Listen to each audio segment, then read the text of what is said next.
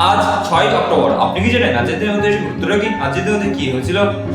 আজকের দিনে 1702 খ্রিস্টাব্দে প্রথম ফোর্ট উইলিয়াম দুর্গে ব্রিটিশ পতাকা উত্তোলিত হয়। আজকের দিনে 1989 খ্রিস্টাব্দে কলকাতা হাইকোর্টের প্রাক্তন বিচারপতি ফতেমা বিবি ভারতের সুপ্রিম কোর্টের প্রথম মহিলা বিচারপতি হিসেবে মনোনীত হন। আজকের দিনে 888 খ্রিস্টাব্দে নির্মল চন্দ্র জন্মগ্রহণ করেন। তিনি ছিলেন একজন বিখ্যাত ভারতীয় রাজনীতিবিদ, সমাজসেবক এবং আইনজীবী। তিনি দেশবন্ধু চিত্তরঞ্জন দাসের সহযোগী ছিলেন। আজকের দিনে 893 খ্রিস্টাব্দে বিখ্যাত ভারতীয় বাঙালি পদার্থবিজ্ঞানী মেঘনাথ সাহা জন্মগ্রহণ করেন। আজকের দিনে 1933 খ্রিস্টাব্দে আলোকরঞ্জন দাশগুপ্ত জন্মগ্রহণ করেন। তিনি ছিলেন একজন বিখ্যাত ভারতীয় বাঙালি কবি। আজকের দিনে 1952 খ্রিস্টাব্দে পার্থ চট্টোপাধ্যায় জন্মগ্রহণ করেন। তিনি হলেন পশ্চিমবঙ্গের প্রাক্তন শিক্ষামন্ত্রী। তিনি তৃণমূল কংগ্রেসের একজন নেতা ছিলেন। তিনি চাকরি চুরির অপরাধে এনফোর্সমেন্ট ডিরেক্টরের হাতে ধরা পড়ে বর্তমানে তিনি জেল খাটছেন।